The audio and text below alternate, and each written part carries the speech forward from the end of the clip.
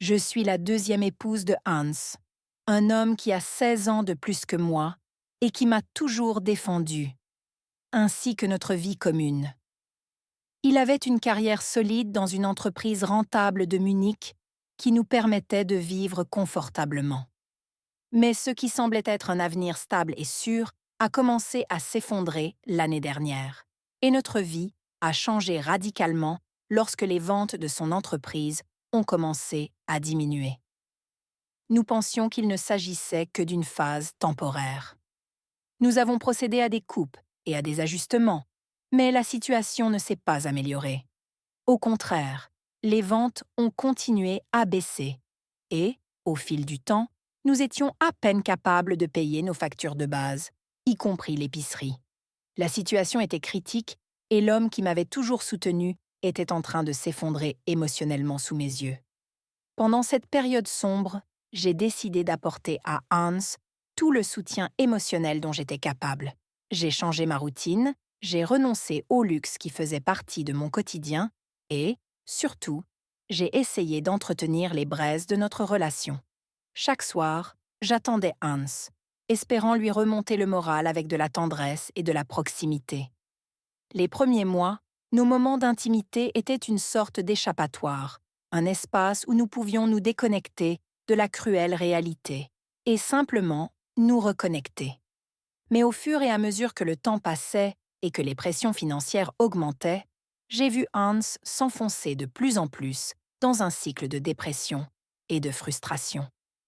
Le risque de faillite ne menaçait pas seulement nos moyens de subsistance, mais affectait aussi profondément son estime de soi et sa confiance en lui. Notre relation intime, qui était auparavant un soulagement, s'est dégradée. Il avait du mal à me regarder parce qu'il était absorbé par ses propres pensées et inquiétudes. J'ai compris ce qui se passait et ne l'ai jamais jugé pour cela. La pression émotionnelle et mentale, l'échec de son entreprise et la responsabilité de maintenir notre vie commune étaient trop lourdes pour lui.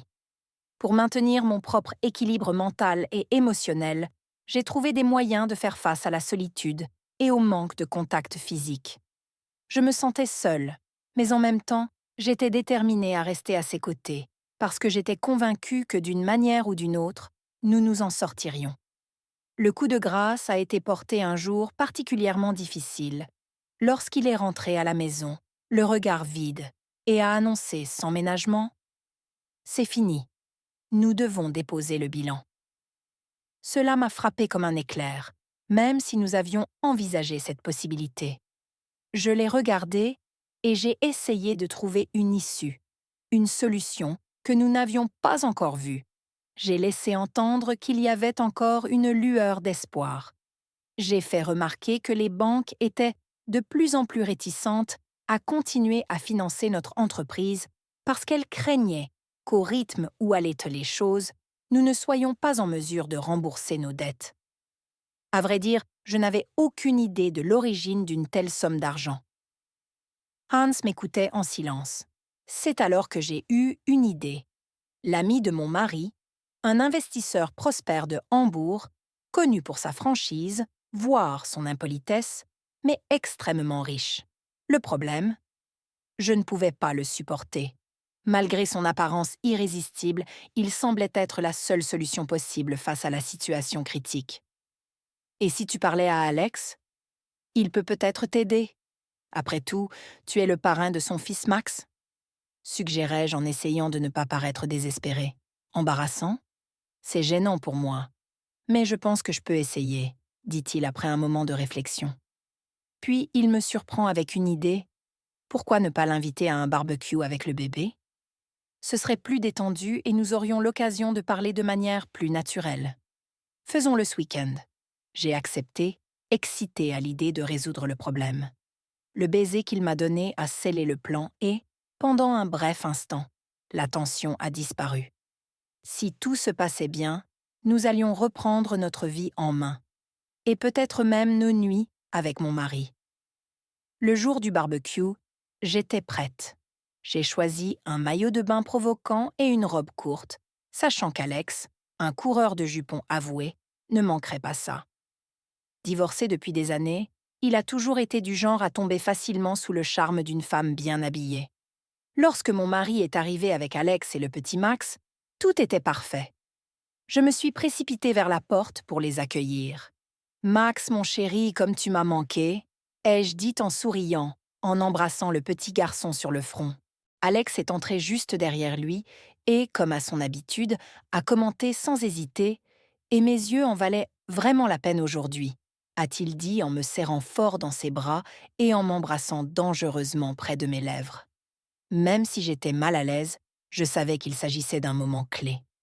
Lorsqu'Alex s'est approché, j'ai immédiatement remarqué que son regard avait glissé de mon visage à mon décolleté. C'était un moment gênant. Si cela pouvait garantir le redressement financier de l'entreprise de mon mari, je l'accepterais. Pendant que Hans recevait nos invités et que le bébé jouait dans la piscine, je me suis rendue à la cuisine pour préparer le dîner. Néanmoins, j'ai senti le regard persistant d'Alex sur moi, qui semblait ne pas me quitter des yeux. Pendant un bref instant, cette attention inattendue m'a fait plaisir. Enfin, je savais que le choix de ma tenue n'était pas passé inaperçu. Mais au fil du temps, je me suis sentie de plus en plus observée. Lorsque je me suis approchée pour servir plus de bière, il en a profité pour s'intéresser à nouveau à mon décolleté. Je lui ai demandé en passant s'il se sentait bien, mais j'ai remarqué qu'il me jetait de temps en temps un coup d'œil pendant qu'il se penchait au-dessus de la piscine pour mettre de la crème solaire sur le bébé. Son regard se perdait, mais nous avions tous les deux un objectif plus important en tête. Si le prix à payer pour résoudre notre crise financière était d'endurer des regards déplacés, je le paierais sans hésiter. J'ai écouté attentivement leur conversation, toujours à l'affût du moment où Hans parlerait de nos affaires. Lorsque je me suis rendu compte que ce sujet était enfin abordé, j'ai décidé d'agir stratégiquement.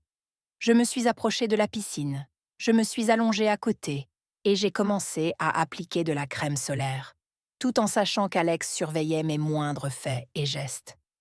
Pendant que Hans présentait nos arguments, j'ai fait ma part du travail en commençant par les bras, puis en passant à la poitrine, en faisant attention à chaque détail. Je savais que j'avais un pouvoir d'attraction et que les hommes pouvaient y être réceptifs. J'ai donc utilisé cet avantage à notre avantage. Je me suis allongée sur le bord de la piscine, exposant naturellement mes courbes, et j'ai repris de la crème que j'ai lentement étalée sur mon corps avec des mouvements doux et mesurés. C'était une entreprise risquée, mais chaque action était soigneusement planifiée pour créer un environnement favorable. Je savais que nous étions sur le point d'obtenir le soutien financier dont nous avions désespérément besoin. À ce moment-là, j'ai senti le regard d'Alex, plus intense que les rayons du soleil. C'était comme si ses yeux étaient fixés sur moi. Et quand je l'ai remarqué, je lui ai lancé un sourire discret, comme pour lui donner un dernier coup de pouce afin qu'il prenne une décision. Alex était manifestement distrait, presque indifférent à ce que disait Hans, mais suffisamment intéressé pour hocher la tête et taper sur l'épaule de mon mari en guise d'approbation.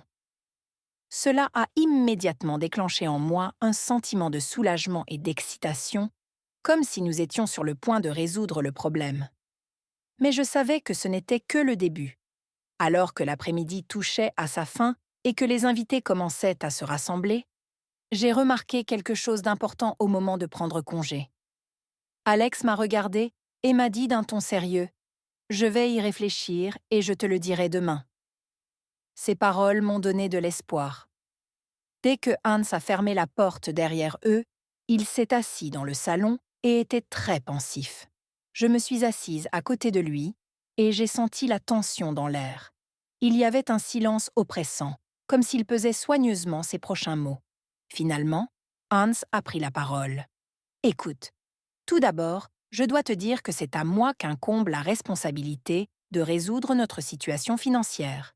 Je ne veux pas que tu te sentes obligé de le faire. » Ces paroles m'ont surpris, et je me suis immédiatement senti inquiet. Je suis restée silencieuse, et j'ai essayé de comprendre ce qu'il voulait vraiment me dire. Tu sais qu'Alex est divorcé et qu'il n'a jamais eu de chance avec les femmes. Il ne sait pas comment s'y prendre avec elle, mais d'un autre côté, il a une énorme fortune et peut certainement nous apporter le soutien financier dont nous avons besoin. Hans parlait d'un ton hésitant, et j'étais de plus en plus nerveux à l'idée de ce qu'il allait dire. Qu'est-ce que tu veux dire exactement ? Demandai-je, mon cœur battant la chamade dans l'attente d'une réponse qui pourrait changer notre vie. Hans prit une profonde inspiration avant de répondre. Il a dit qu'il serait prêt à nous aider, mais... Il s'arrêta un instant comme s'il luttait avec lui-même avant de terminer.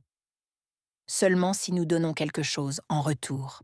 Ces mots sont restés en suspens et j'ai senti mon cœur se figer. « Et que veut-il » demandai-je, m'attendant à tout, sauf à ce que j'entendis ensuite. « Il veut... toi », dit Hans doucement, en me regardant avec de la douleur dans les yeux. À ce moment-là, j'ai eu l'impression que le sol s'était dérobé sous mes pieds. Le sourire que j'avais sur le visage a disparu et un frisson froid m'a parcouru l'échine. Je n'arrivais pas à croire ce que je venais d'entendre. Comment a-t-il pu suggérer une telle chose ? J'étais mariée à son ami de longue date, quelqu'un avec qui Alex traitait depuis des années. L'idée même de trahir mon mari de cette façon me dégoûtait. Je ne pourrais jamais faire cela, ni même en envisager la possibilité. J'ai regardé Hans et j'ai essayé de comprendre comment il pouvait même envisager l'idée que je sois d'accord avec cela. Hans, voyant ma confusion, a essayé de désamorcer la situation. « Je sais que vous êtes une femme de principe, et je ne m'attendrai jamais à ce que vous vous soumettiez à une telle humiliation juste pour sauver notre entreprise. » Cependant, j'ai entendu du désespoir dans sa voix, comme si c'était notre dernière chance. Il y a eu un silence. Je suis restée assise, abasourdie. Les pensées tourbillonnaient dans ma tête et je ne savais pas quoi faire. Il attend une réponse pour demain. Il nous a invités à dîner à son hôtel pour que nous puissions mieux en discuter. Mais je vous en prie, ne vous sentez pas sous pression. Quelle que soit votre décision, nous la prendrons. Hans a terminé ses remarques et a essayé de rester calme. Je me suis levée sans dire un mot. Il m'a fallu un moment pour digérer tout cela. Je suis allée dans la salle de bain et j'ai essayé de rassembler mes idées. L'eau chaude m'a aidée à retrouver mon calme, mais la suggestion d'Alex résonnait encore dans ma tête comme une tempête qui refusait de s'éteindre. Lorsque je suis retournée dans ma chambre, Hans était couché dans son lit, mais je savais qu'il était réveillé. Je n'arrivais pas à m'endormir non plus, même si j'étais épuisée à l'intérieur. Le lendemain, la réalité m'a frappée de plein fouet. Chaque petite difficulté que nous rencontrions semblait hurler la réponse que j'essayais d'éviter. Nous n'avions plus de lait, il ne nous restait plus que quelques tranches de pain dur.